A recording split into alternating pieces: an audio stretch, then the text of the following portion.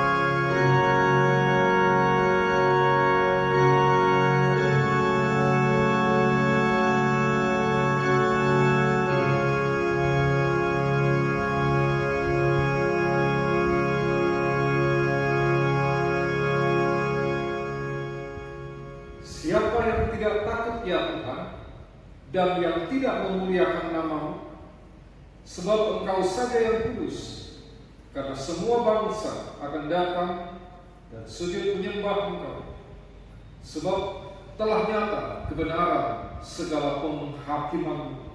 Ibadah pada pagi hari ini dimulai dengan Allah Tritunggal, Allah Bapa, Allah Anak Tuhan kita Yesus Kristus dan Allah Roh Kudus, ketiganya yang esa. Amin. Mari kita bersama-sama menaikkan pujian dari nyanyian KPPK nomor 6, Hosana Puji Tuhan.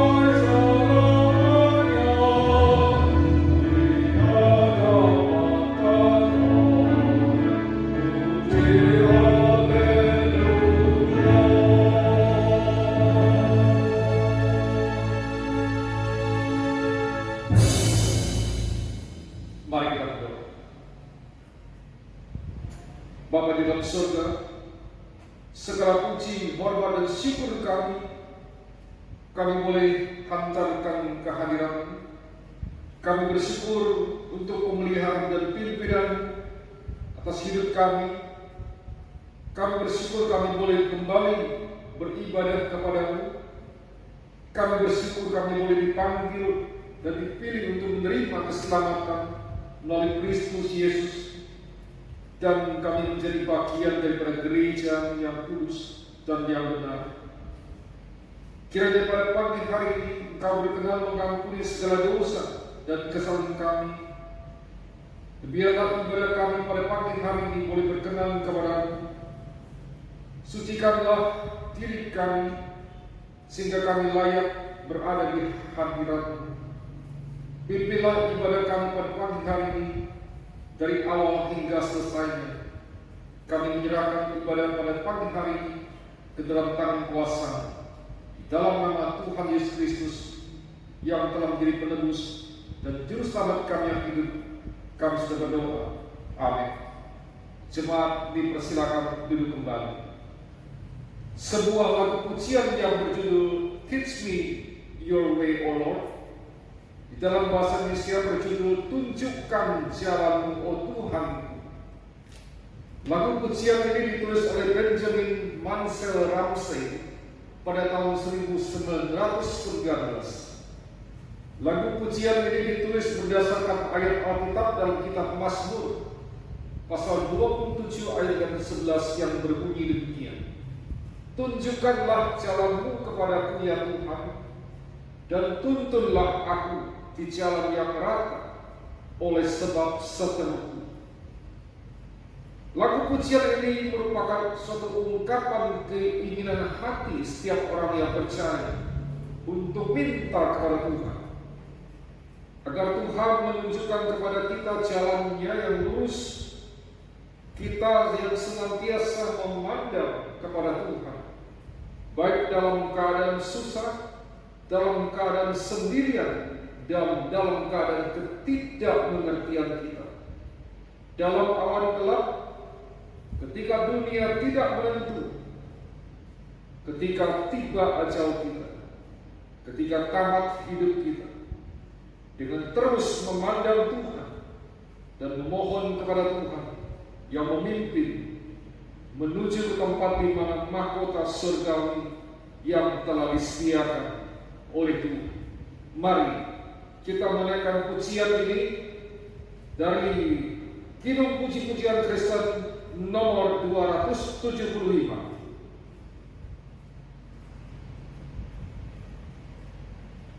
Amen.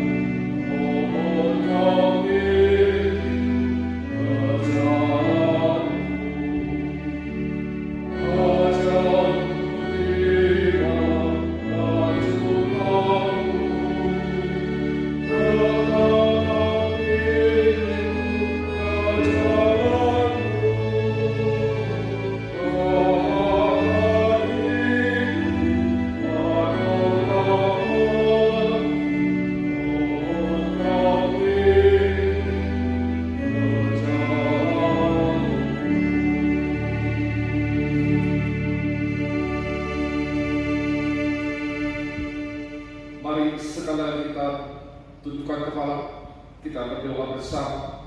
Kita mohon pimpinan Tuhan untuk waktu pemberitaan firman Tuhan. Bapa di surga, pimpinlah kami untuk waktu pemberitaan firman-Mu. Berikanlah kepada kami hikmat-Mu, sehingga kami dapat sungguh-sungguh memahami akan firman-Mu. Kami mohon pertolongan Roh Kudus yang menerangi hati dan pikiran kami, sehingga hati dan pikiran kami boleh hanya tertuju kepada kebenaran firman yang adalah kebenaran yang sejati, sehingga kami tidak jatuh ke dalam kesesatan yang membinasakan kami. Kasihanlah dan tolonglah hamba-Mu yang terbatas dan yang berkekurangan ini, yang sampai pada saat ini Engkau perkenankan diri sebagai alat pemberitaan firman-Mu di dalam kebenaran firman-Mu yang berharga dan yang mulia ini. Engkau yang menaklukkan hati dan pikirannya, sehingga firman yang disampaikan melaluinya adalah isi hati, pengajaran kepada kami. Kami menyambut firman-Mu dengan sukacita di dalam nama Tuhan Yesus Kristus, penebus dan juru selamat kami yang hidup. Kami sudah berdoa. Amin. Mari jemaat sekalian, kita bersama-sama membuka Alkitab. Kita membaca dari surat 2 Timotius pasal 4. Kita membaca dari ayat 1 sampai dengan 4. 2 Timotius pasal 4 ayat 1 sampai dengan 4. Mari kita membaca bersama. 2 Timotius pasal 4 ayat 1 sampai dengan 4. Di hadapan Allah dan Kristus Yesus yang akan menghakimi orang yang hidup dan yang mati, aku berpesan dengan sungguh-sungguh kepadamu demi penyataannya dan demi kerajaannya. Beritakanlah firman, siap sedialah baik atau tidak baik waktunya. Nyatakanlah apa yang salah, tegurlah dan nasihatilah dengan segala kesabaran dan pengajaran. Karena akan datang waktunya orang tidak dapat lagi menerima ajaran sehat, tapi mereka akan mengumpulkan guru-guru menurut kehendaknya untuk memuaskan keinginan telinga. Mereka akan memalingkan telinganya dari kebenaran dan membukanya bagi dongeng. Demikian pembacaan firman Tuhan. Berbahagialah kita yang membaca, yang mendengarkan, yang memelihara, yang melaksanakan firman Tuhan setiap saat. Jemaat yang dikasihi Tuhan Yesus Kristus, suatu hal yang harus kita perhatikan di dalam gereja adalah tentang penyesatan. Di mana penyesatan yang terjadi di dalam gereja adalah suatu dosa yang sangat dibenci oleh Tuhan. Tetapi sangat disayangkan betapa banyak sekali orang percaya yang tidak menyadari hal ini, sehingga ketika doktrin pengajaran itu yang disampaikan oleh gereja maka dianggap tidak penting. Maka jikalau doktrin pengajaran dianggap itu tidak penting, maka akibatnya adalah perbedaan antara ajaran yang benar dengan ajaran yang palsu itu menjadi serba tidak jelas. Dan ketika semua itu dianggap benar, maka akhirnya banyak sekali orang percaya akan menjadi tersesat. Dan apa yang tidak benar itu, apa yang sesat itu akan merusak dalam iman kepercayaan kekristenan. Jikalau kita semua menganggap itu sama, semua itu dianggap benar, maka akhirnya yang sesat, yang merusak itu dianggap sama dengan kebenaran Tuhan. Maka di sini tidak ada lagi perbedaan mana yang adalah firman yang benar, yang sejati, mana yang bukan firman, yang benar dan yang sejati. Nah, itulah sebabnya pada hari ini kita mau menjadi sadar, janganlah membiarkan diri kita untuk disesatkan oleh ajaran-ajaran yang sesat yang menyimpang.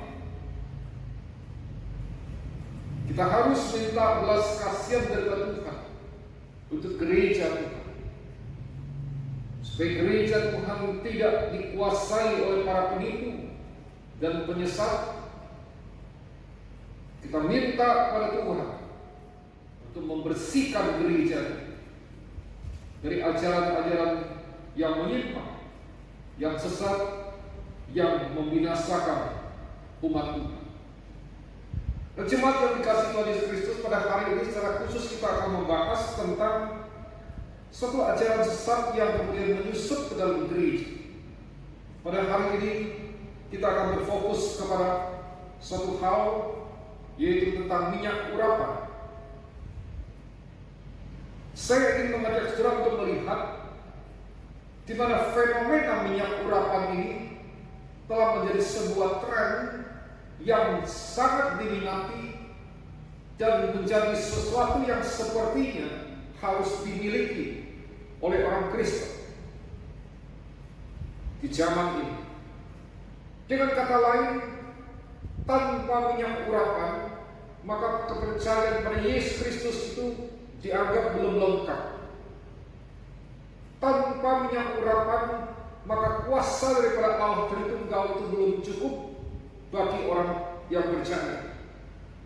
Apalagi di dalam persoalan hidup, di dalam berbagai persoalan, di dalam himpitan, di dalam tantangan yang berat, ketika orang-orang percaya itu mulai mencoba mencari jawaban dan jalan keluar yang cepat dan instan agar masalah itu cepat selesai, agar sakit penyakitnya dapat cepat sembuh, agar kuasa gelap cepat lenyap, agar masalah-masalah ekonomi dapat pulih kembali dan seterusnya. Dan di sisi lain, orang-orang percaya yang sangat minim memahami Alkitab itu, apalagi membaca, maka dengan mudah bisa ikut terseret dengan berbagai tawaran atau iming-iming jawaban atau solusi atas berbagai penyelesaian masalah hidup mereka yang ditawarkan oleh orang-orang tertentu yang menyebut diri mereka sebagai pendeta. Bahkan ada juga yang menyebut diri mereka sebagai rasul atau nabi masa kini. Kita tahu bahwa satu jawaban yang paling populer dan yang paling diminati oleh orang percaya pada hari ini adalah minyak urapan. Mengapa? Karena konon minyak urapan itu dikatakan memiliki khasiat yang sangat luar biasa. Minyak urapan yang ada di dalam gereja, di dalam gereja tertentu, maupun yang ada di pasaran, itu sangat diyakini akan keampuhannya. Bahkan minyak urapan yang ada tersebut diklaim dapat menyelesaikan berbagai masalah, dapat menyembuhkan berbagai penyakit, dapat membawa rezeki, dapat mendatangkan berbagai keuntungan.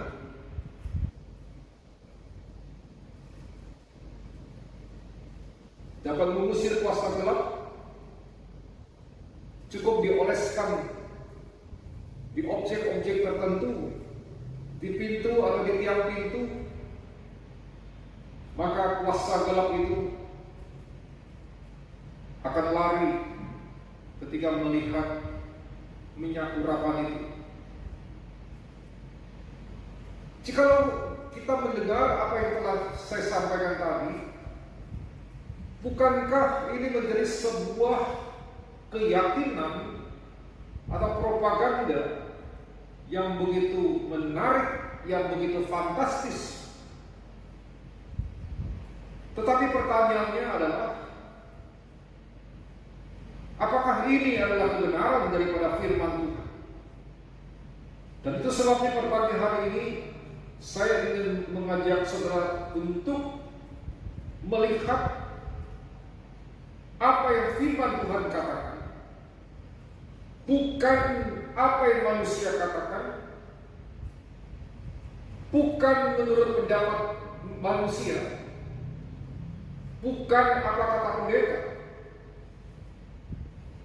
Nah, kalau misalnya kita masih percaya bahwa Alkitab ini adalah dasar daripada pedoman hidup kita, maka marilah kita mau merendahkan hati kita untuk belajar dari firman Tuhan. Kecuali kalau kita sudah tidak lagi mempercayai firman Tuhan, tetapi sebaliknya kita lebih mempercayai apa yang dikatakan oleh pengajar-pengajar sesat, seperti yang Paulus katakan. Orang-orang tersebut lebih percaya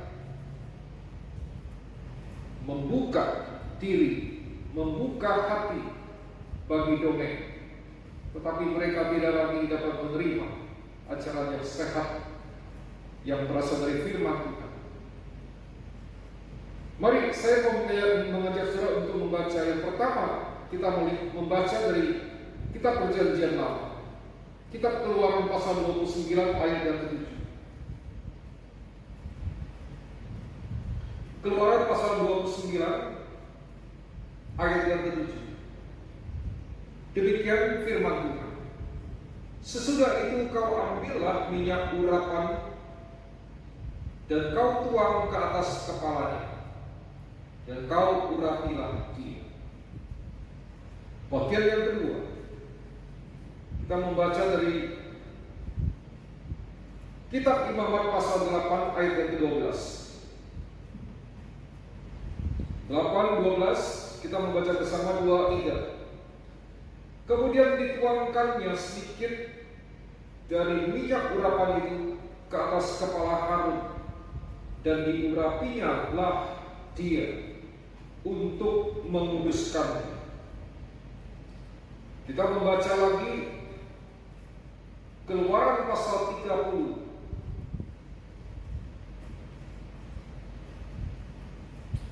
Keluaran pasal 30 ayat 22 sampai dengan 33. Keluaran pasal 30 ayat 22 sampai dengan 33.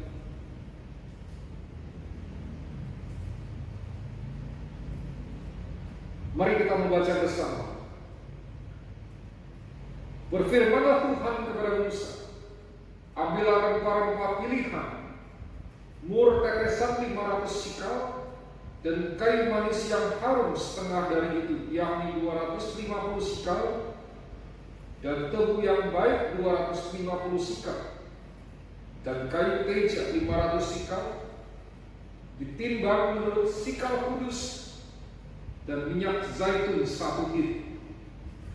Haruslah kau buat semuanya itu menjadi minyak urapan yang kudus, suatu campuran rempah-rempah yang dicampurkan dengan cermat, seperti buatan seorang tukang campur rempah-rempah. Itulah yang harus menjadi minyak urapan yang kudus. Haruslah engkau mengurapi dengan itu kemah pertemuan dan tabut hukum, meja dengan segala perkakasnya, kandil dengan perkakasnya, dan mesbah pembakaran ukuman, mesbah korban bakaran dengan segala perkakasnya, bejana pembasuh dengan alas. Haruslah kau kuduskan semuanya, sehingga menjadi maha kudus. setiap orang yang kena padanya akan menjadi kudus. Engkau harus juga mengurapi dan menguduskan Harun dan anak-anaknya, supaya mereka memegang jabatan imam bagiku. Dan kepada orang Israel haruslah kau katakan demikian: inilah yang harus menjadi minyak urapan yang kudus bagiku di antara kamu turun-temurun. Kepada badan orang biasa janganlah minyak itu dicurahkan, dan janganlah kau buat minyak yang semacam itu dengan memakai campuran itu juga. Itulah minyak yang kudus, dan haruslah itu kudus bagimu. Orang yang mencampur rempah-rempah menjadi minyak yang semacam itu, atau yang membubuknya pada badan orang Allah, haruslah ia dilenyapkan dari antara bangsa.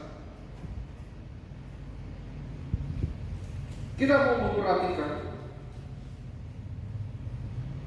apa yang Alkitab katakan tentang minyak urapan. Tadi kita sudah membaca 3 bagian daripada Alkitab. Minyak urapan dalam hal ini Alkitab menggunakan kata di dalam bahasa Ibrani, yaitu kata shemen, misika, yaitu minyak urapan. Ketika kita berbicara tentang minyak urapan, maka Tuhan berfirman kepada Musa,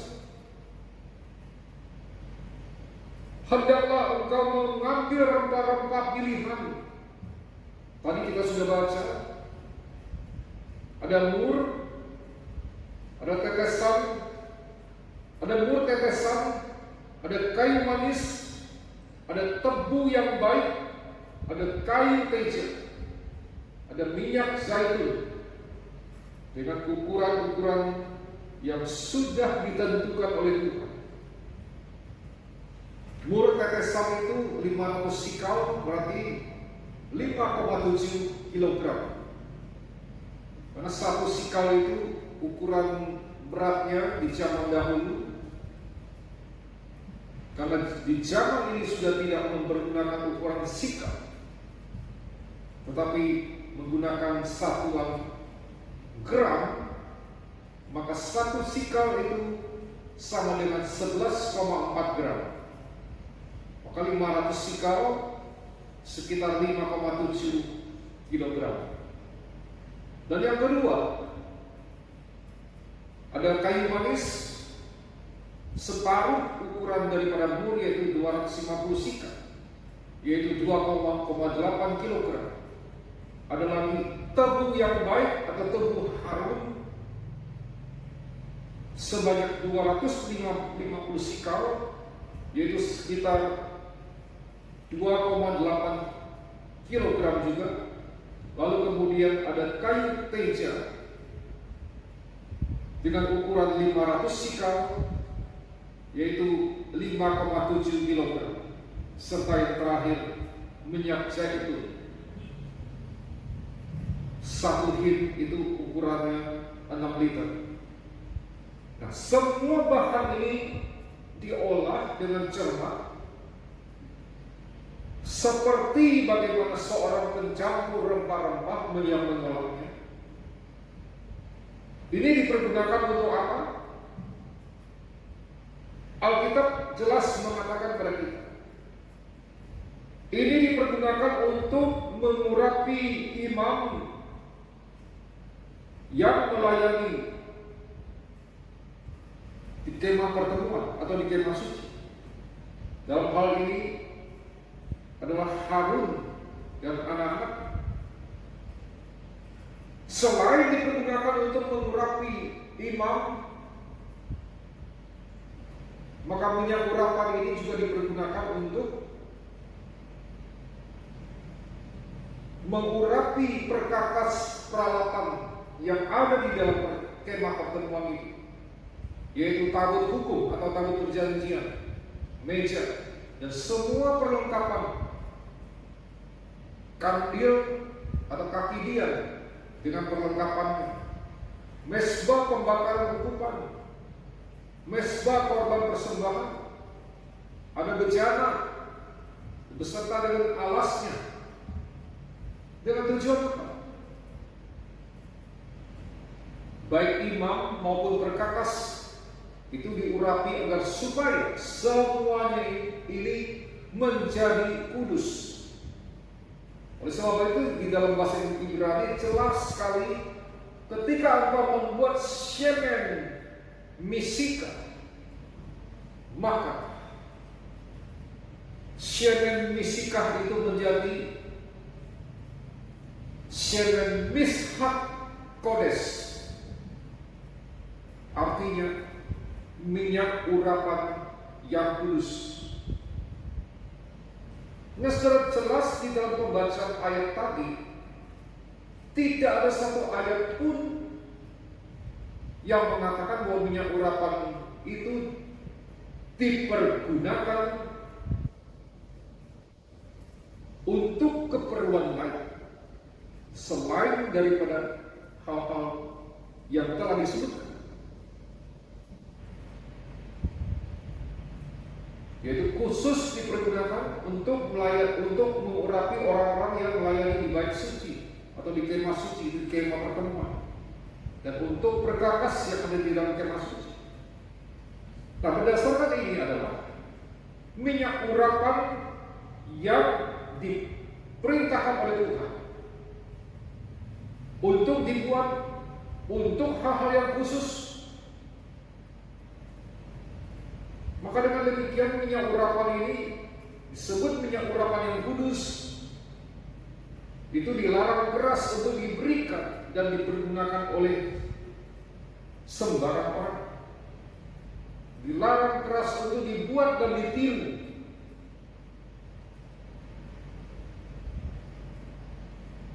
Dan minyak urapan ini adalah mutlak perintah Tuhan, bukan inisiatif manusia. Lalu kemudian tujuan pengurapan ini adalah untuk penyucian, karena digunakan untuk tugas-tugas untuk tujuan yang suci. Tadi kita sudah membaca, semua orang yang terkena itu akan menjadi kudus.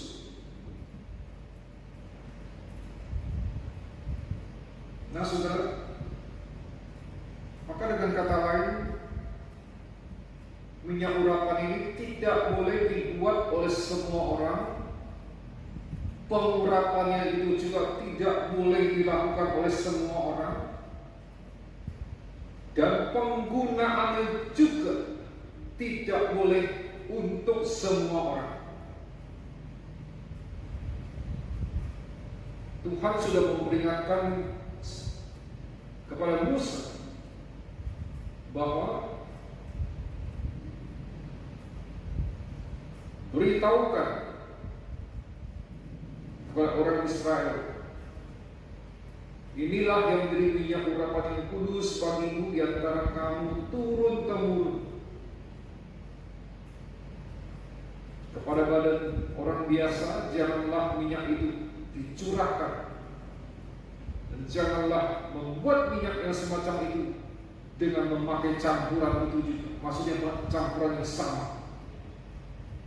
Tidak boleh ditiru, karena itulah minyak urapan yang kudus. Dan bagi orang yang mencampur, yang mencoba untuk membuat, atau yang meniru, atau yang membubuhkan, yang mengurapi pada badan orang biasa, maka Tuhan berfirman, orang itu harus dilenyapkan dari antara bangsa. Nah, kita melihat di sini hukumannya berat, yaitu hukuman mati. Tadi yang kita baca adalah di dalam konteks perjanjian lama. Lalu kita melihat di dalam masa perjanjian baru, apakah Allah masih menggunakan minyak urapan yang kudus di masa perjanjian yang baru? Di masa perjanjian baru, Allah tidak lagi menggunakan minyak urapan untuk mengurapi orang-orang yang khusus di dalam melayani. Allah juga tidak lagi menggunakan minyak urapan untuk mengurapi alat-alat yang ada di dalam bait suci. Tetapi Allah menggunakan Roh Kudus. Pertama-tama Allah memberikan satu contoh yang harus diikuti oleh segenap orang percaya di masa perjanjian baru, yaitu Allah mengurapi Yesus Kristus dengan Roh Kudus, yaitu ketika pada waktu Yesus dibaptis di Sungai Yordan, ketika Yesus keluar dari dalam air, maka Roh Kudus seperti burung merpati turun ke atasnya. Nah, kemudian setiap orang yang percaya pada Kristus Yesus itu juga menerima pengurapan, yaitu ketika pada saat dia percaya, ketika saat dia dimeteraikan oleh Roh Kudus, ketika saat dia lahir baru. Maka di sini kita melihat orang percaya kepada Kristus, maka Allah mengurapinya dengan Roh Kudus. Demikian juga ketika Allah menguduskan hamba-hambanya, para pendeta, lalu kemudian Allah menguduskan perkakas-perkakas yang ada di dalam bait suci, yang berada di dalam gereja, itu juga dengan Roh Kudus. Nah, hal yang kedua yang kita lihat di dalam perjanjian baru, di dalam Injil Markus pasal 6 ayat 13, kita membaca bersama.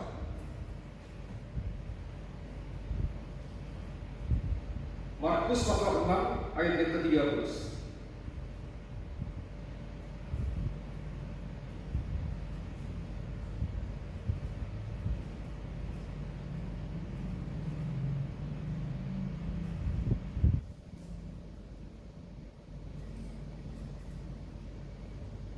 Di sini Markus mencatat, dan mereka mengusir banyak setan dan mengoles banyak orang sakit dengan minyak dan menyembuhkan mereka.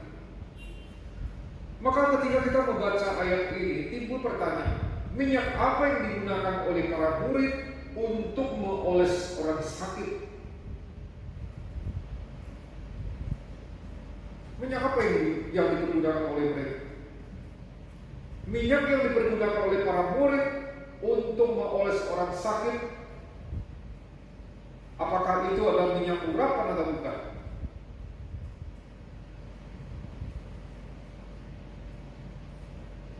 Minyak urapan yang digunakan di dalam ayat ini itu bukan minyak urapan, bukan semen,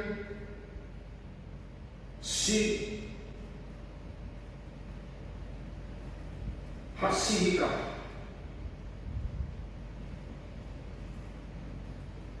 bukan minyak urapan, tetapi adalah di dalam bahasa Yunani mempergunakan kata elaion, yaitu yang berarti minyak zaitun. Nah, bagian yang ketiga kita melihat lagi di dalam surat Yakobus pasal 5 ayat 14.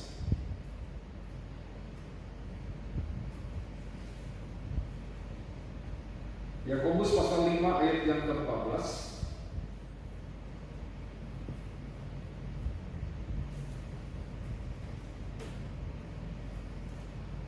Kalau ada seorang di antara kamu yang sakit, baiklah ia memanggil para penatua jemaat supaya mereka mendoakan dia serta mengolesnya dengan minyak dalam nama Tuhan.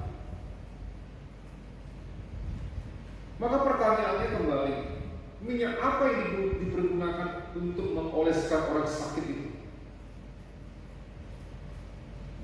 Minyak urapan atau minyak zaitun? Sekali lagi, minyak yang digunakan itu bukan semen misika, bukan minyak urapan, tetapi adalah elayo atau minyak zaitun. Nah, yang harus kita perhatikan baik-baik di dalam ayat ini adalah yang menyembuhkan orang sakit itu bukan minyak zaitun, bukan elayon yang dioleskan, tetapi adalah doa yang disertai dengan iman. Nah, dalam hal ini pertanyaan muncul lagi. Lalu kalau dengan demikian, mengapa memakai minyak zaitun? Ada apa dengan minyak zaitun? Nah, kita harus mengetahui bahwa di masa itu obat-obatan yang ada itu adalah obat-obatan herbal dari tumbuhan, dari tanaman. Salah satunya adalah minyak zaitun yang diolah dari buah pohon zaitun yang ada di Palestina.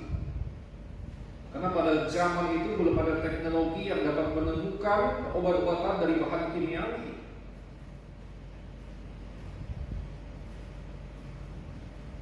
Jadi perhatikan, di zaman itu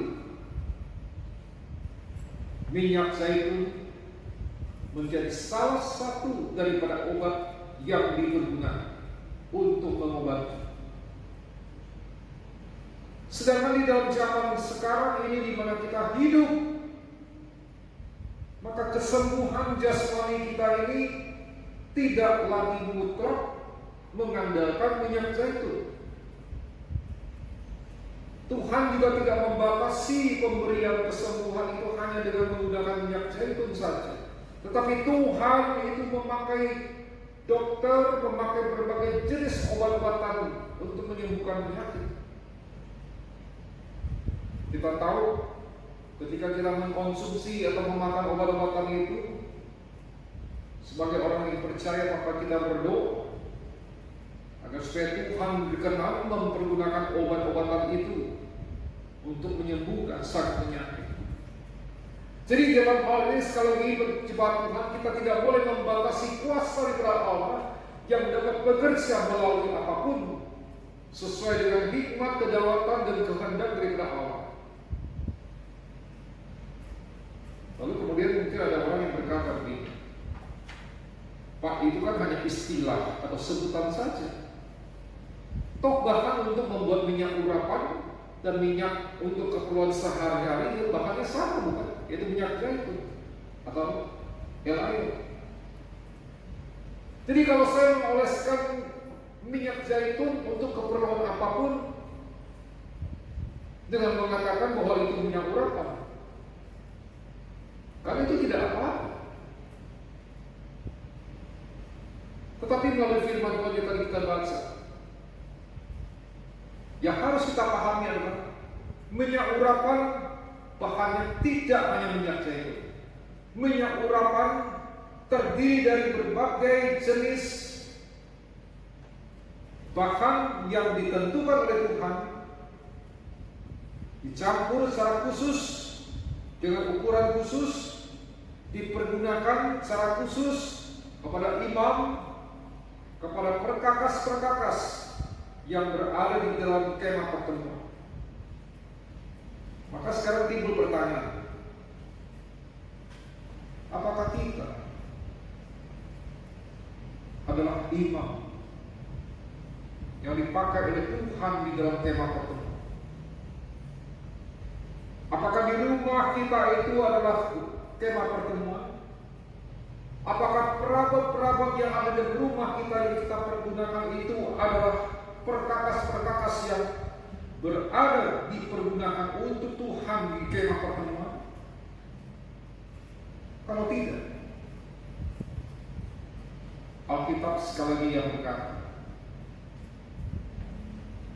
jangan mempergunakan itu, karena itu akan mendatangkan murka daripada Allah. Orang yang memakai itu akan dilenyapkan dari antara bangsa. Hal yang kedua, berkaitan dengan nama. Nama suatu benda itu sangat penting. Itu menunjukkan pada fungsi, kualitas, karakteristik. Jadi sekalipun saudara mengatakan minyak urapan ini hanya istilah, sebutannya sama, bahannya sama, tetapi kalau namanya sudah berbeda, maka cara pandang kita terhadap benda itu akan menjadi sangat berbeda. Nah, saudara, kita seringkali berada di dalam kebudayaan-kebudayaan yang masih dipengaruhi oleh kepercayaan dinamisme. Kita masih mempercayai sesuatu yang sepertinya memiliki suatu kekuatan untuk menyembuhkan, untuk mengusir roh jahat. Tetapi masalahnya adalah kita menjadi orang Kristen,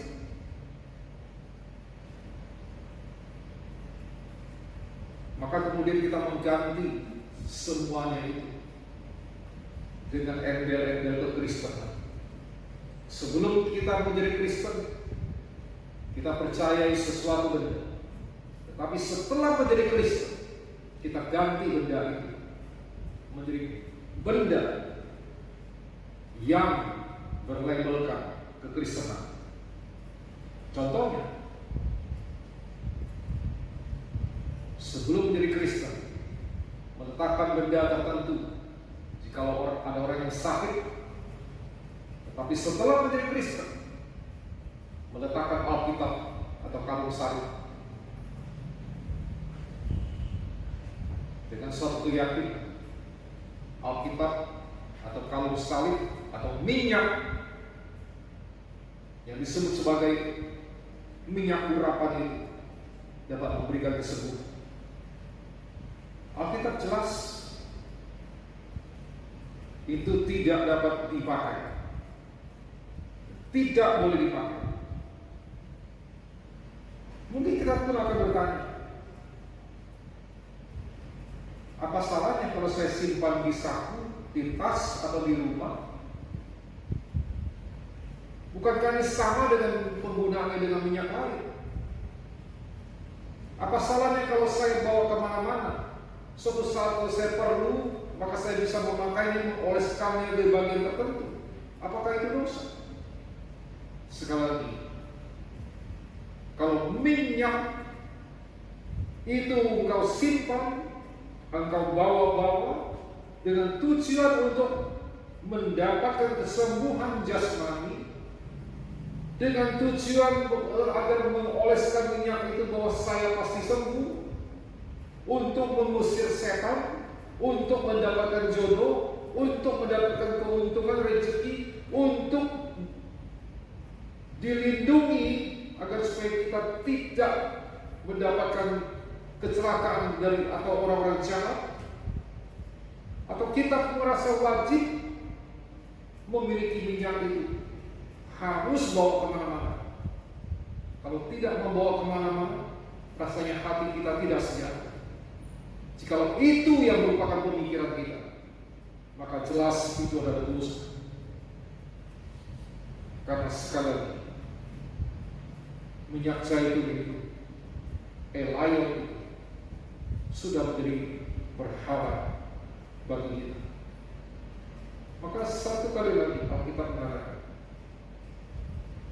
janganlah kita memakainya, menggunakannya, meniru, membuatnya sebelum Allah murka kepada kita. Maka bertobatlah sebelum kita dilenyapkan dari antara umat Tuhan. Mari kita berdoa. Bapa yang surga, kami bersyukur kepada-Mu. Engkau sudah memberikan kami hikmat untuk memahami, mengerti akan kebenaran yang sejati. Memberikan kami pengetahuan dan pengertian dapat membedakan apa yang benar, yang mana yang adalah yang merupakan kesesatan.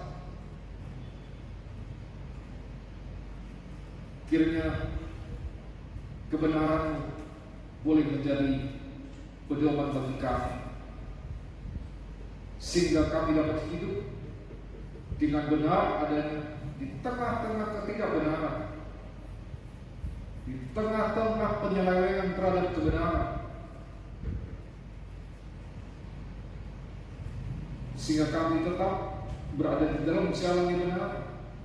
Kami tidak menyimpang ke kiri maupun ke kanan. Kami tidak berada di dalam kesesatan, tetapi kami berada di dalam kebenaran.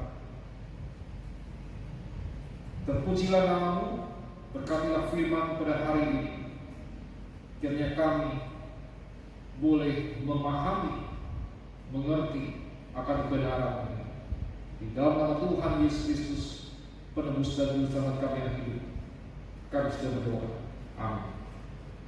Jemaat dimohon untuk berdiri, arahkan hati kepada Tuhan.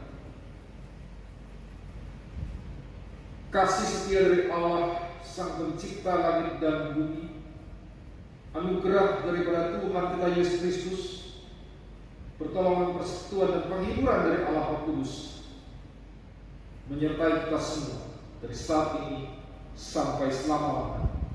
Amin. Ibadah selesai. Tuhan memberkati saudara. Sampai bertemu kembali.